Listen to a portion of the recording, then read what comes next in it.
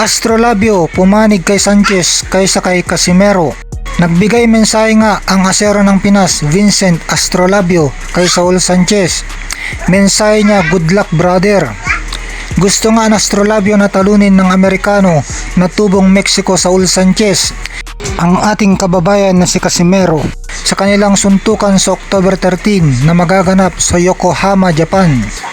Malalang nagkaroon ng hidwaan ang kampo ng Astrolabio at Casimero brothers dahil sa komento ng brother coach ni Casimero na si Kuya Lods Jason sa huling laban ng Astrolabio, kung saan unang round lang knockout na ito kay Japanese star Junto Nakatani.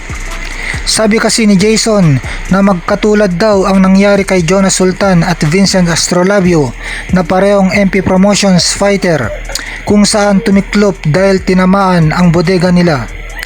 Hindi naman nagustuhan ng Astrolabio ang komentong nasabi at tinira na rin sina Casimero hanggang sa magkahamunan na sila na maglaban. Ngayong linggo ng bakbakan, ninaangas ng Pinas at Saul Sanchez. Pareho na silang kumpiyansa na tatalunin ang isa't isa.